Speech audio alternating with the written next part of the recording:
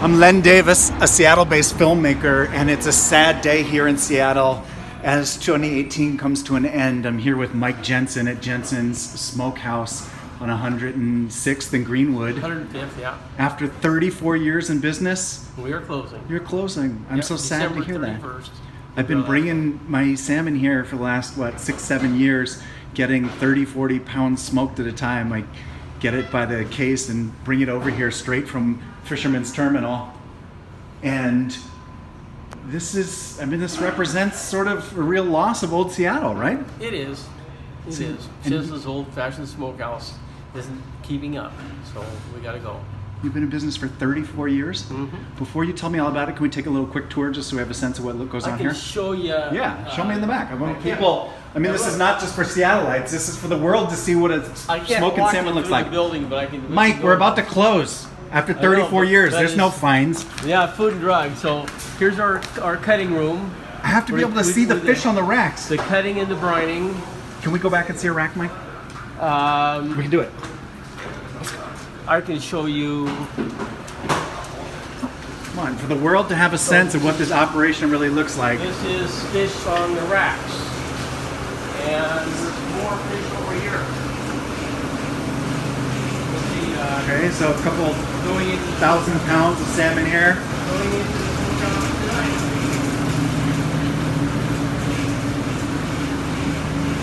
Where is this? Is the smokehouse? Yeah. This is the cooler. The Okay. smokehouse is in the back. Let's go see it. I gotta get you suited up. I can't. Okay, let's get suited up real quick. I gotta get you a hairnet and a coat. Okay, I'm ready.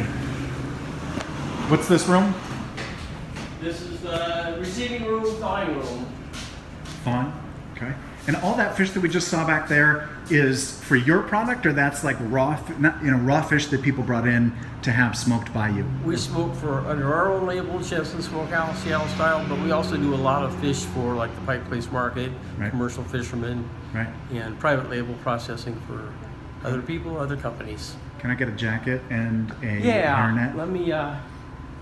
Can you turn it off for a minute? 'Cause Yeah, totally. I'll take a look at your product while you do that. Okay. So all different kinds of smoked salmon product. Just absolutely fabulously delicious stuff. The wizard overseeing the operation. These are the prices just to give you a sense of what we're talking about. But I'm making this video because not only is salmon so central to the identity of the Pacific Northwest, but I know that the reason this place is closing is because the land on which this building sits is worth an absolute fortune. And Seattle's changing. And businesses like this that have been around for decades are just priced out of the market, basically, when it comes down to it. And, they're going to sell their land, and it's the loss of this kind of old school culture and this kind of business that really is where you lose the soul of the city. Nice. Can you help me on with that, brother? All right. Sweet. Can I get a hairnet? You can. Can a brother get a hairnet up in here? You can. State of Washington. So to understand, we're here in Seattle. And, thousands of fishermen, it's off the map, but go up here to Alaska every year. Most of the salmon, oh yeah, can I get this? Nice. Gotta have one of those, man. Thank you, Mike. Awesome. I didn't see this coming when I walked in to get a couple of pounds of salmon jerky, knowing the place was closing. Awesome. So where are you going to take me back now? We'll show you Let's just see the whole operation. Jensen's old-fashioned smokehouse. Nice. We log our ovens and our refrigeration, so The IT department? yeah, it isn't quite as old-fashioned as it started out. You said 34 years in business? Your feet going, step here. Oop, I tried to avoid this little foot back, but apparently I'm supposed to step in it. Supposed to, it's a sanitizer. Okay. So this is a cutting and brining room. Cutting and brining. Tell me about the process of brining. Salt, brown sugar, water, those are the main ingredients. We add other garlic and pepper and other things too, but so these are small custom orders we're doing today. So this is fish that people brought in that they Yeah. themselves caught, Right. and that you are smoking for them. And they're all separated in their own tubs. And Nice. And then tell me, you have, what is it, 3 or 4 standard? There's traditional, there's garlic pepper. there's candied salmon. There are Nova strips, cold smoke. Okay, And- those are the options when people bring their own fish in. Right. Okay. But that's kind of coming to an end. So. What's happening, fellas? So they're putting it on a rack here? Yep. And what's the actual process? So it comes in, let's say a person brings in a whole fish. They just got off the boat. I understand it doesn't typically Right. look like that. They come straight to Jensen's, and what's the process when you start to take it in? If they're fresh, we put them in the cooler, and then they go to the cutting room usually the next day or within a couple of days. If they're frozen, we have to thaw them, and then they go to the fillet room here. And so they go to the fillet room, They said? get cut, they get brined, and then they go on screens, carton screens like this. Okay. They go on the, then they go into an oven. So, right now, this oven, we have product come out. This is the big oven. Nothing in it right now. But So what's its capacity? it depends on the size of the fish. You know, maybe 3,000 pounds of great big thick fish like this. At a time. Yeah. And do you have to do one, do you have all different kinds of smoking going on at the same time, or it's everything's the same? We put hot smoke and cold smoke together, and then we take the cold smoke out earlier. And here's some fish in this oven. No smoke. We're just finishing it off. So how long does it take in the oven?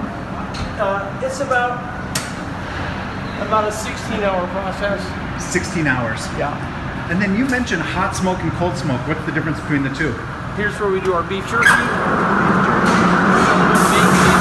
Beef jerky and bacon? Yeah, we got bacon. We put a little smoke on for a fella.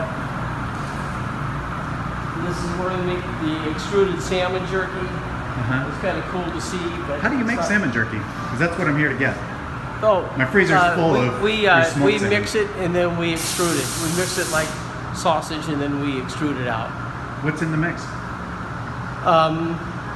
Sockeye salmon, salt, brown sugar, a little bit of canola oil, a little bit of lemon juice.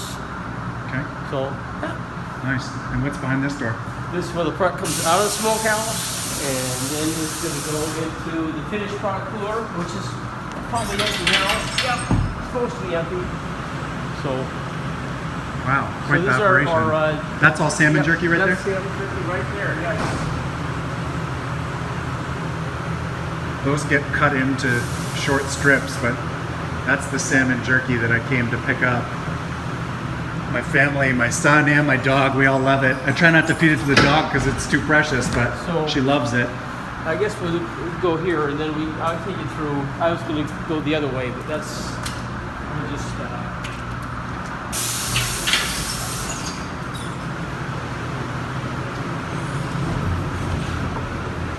Take a ride down the elevator. Yeah, baby. 2 days ago, our cooler was just packed stuff full of fish. So, after 34 years, you're closing at the end of the year, which is only 17 days away, but your operation is still in full swing? It is. And then we'll have the month of January to get the equipment out and Where's all the equipment going? Oh, I wish I knew. Still haven't figured that out yet? Right. Local dealers, hopefully. Piece by piece, or Yeah. so what's going on in this room? This is the packaging room. Okay. So salmon jerky.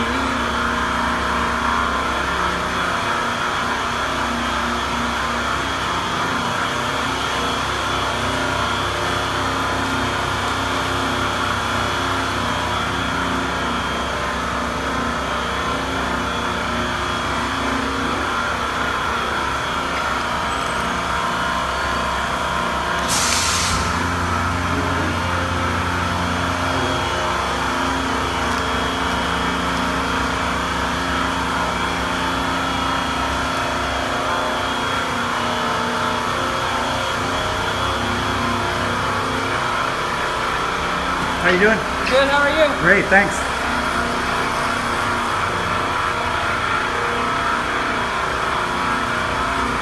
This is the salmon jerky packages, also sold by the pound. One package like this goes for what, $5? Yep, $4.99. And then by the pound? $15.99 for the Nice, ounce. that's what I like to get.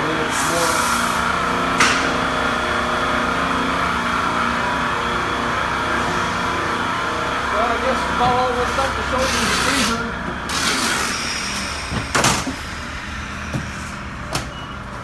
Leaving the boxing. Bringing in more fish to smoke.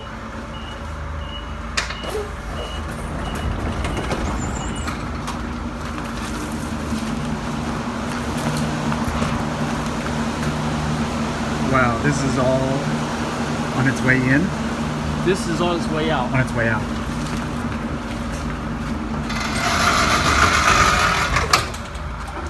Nice. Let's go back to the storefront. So this is Greenwood Avenue in Seattle here. And this is where I started, 20 feet of frontage Right here? in this building. I had 20 feet of frontage in this building. And this was 34 years ago? Yep. And after how many years did you expand? About 5 years later, I bought the building next door. It was a bakery, the Rolling Pin Bakery. Then there was a driveway that went through here. So later we did a two-story addition, and I rented out the other building. And then as I outgrew the space, I took over both buildings. Nice. So, Mike, I'm interested in hearing a little bit more about what are the factors that have led you to decide to close down at the end of this year? Why are you deciding to shut the business down? Probably the biggest issue is the availability of labor. The cost of labor has gone up a lot too. The minimum wage in Seattle, and I guess the impact of Amazon coming in.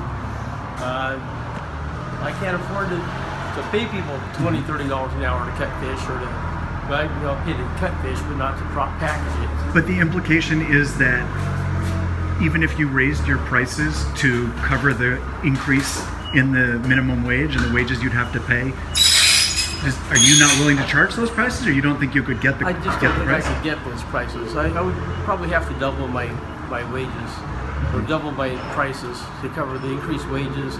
There's a lot of increased regulation. The Food Safety Modernization Act is just the gift that keeps on giving.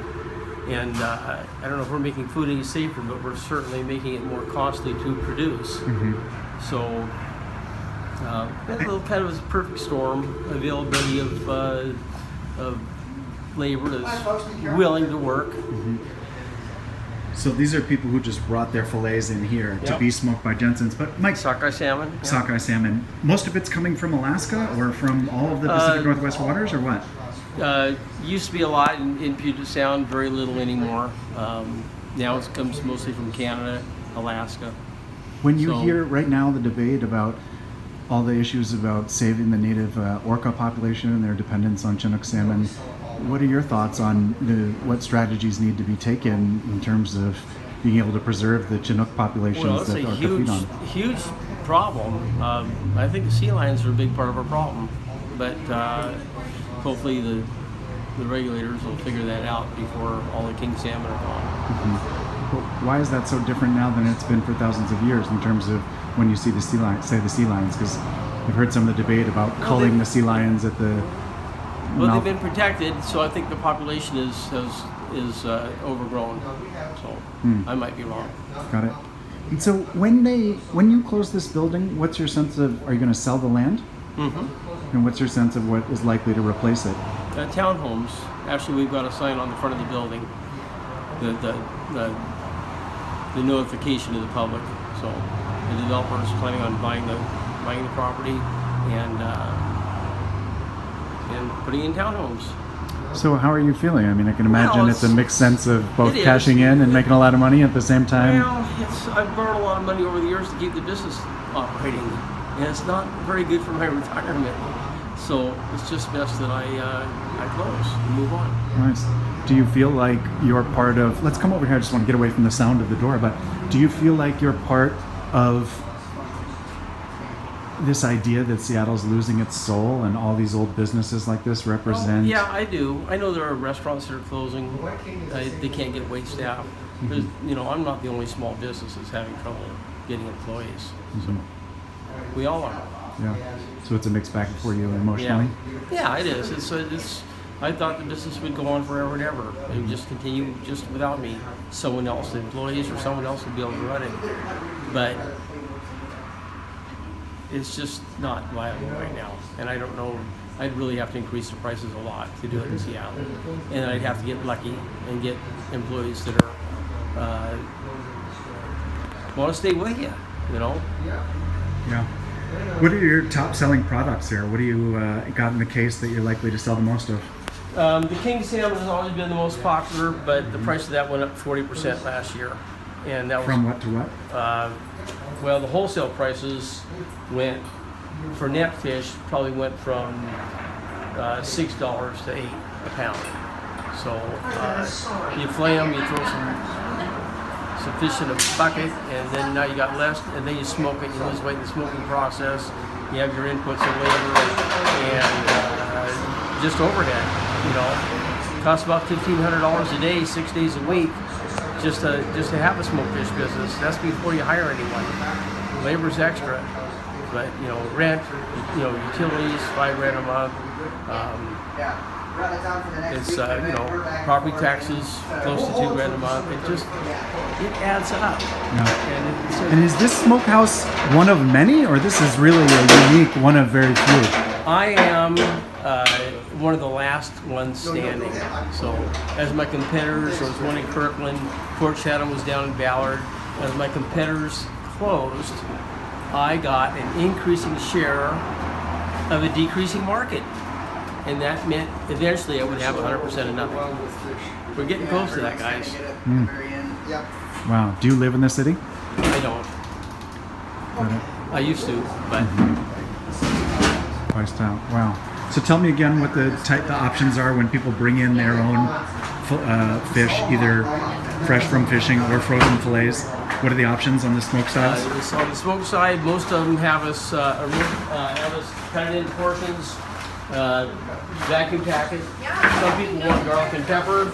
Some people want to put into candy strips with extra sugar.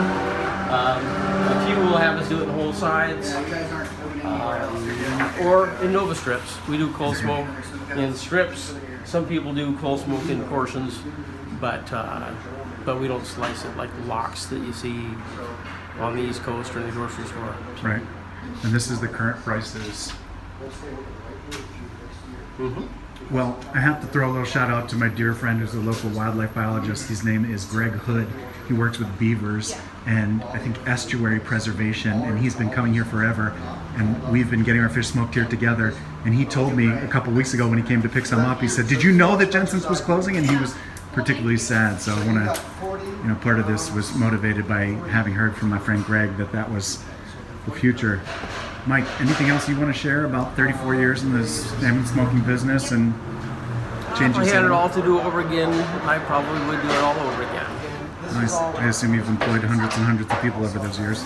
Thousands. Thousands. Yeah, people have brought fish they've shipped fish down from Alaska to have it smoked because they like what we do. So, yeah. Wow. Thank you so much for sharing your story. I really appreciate it, Mike. Thank you. Cool. I'm Len Davis with Pangiality Productions. I'm here at Jensens Smokehouse in Northwest Seattle and Northern Ballard. And my freezer at home is filled with fish from Alaska that I bought wholesale at Fisherman's Terminal and brought it in here to be smoked. And I'm just sad to go. Mike, thanks so much, brother. Okay. Great to meet you. Thank you. Okay. Stay fresh.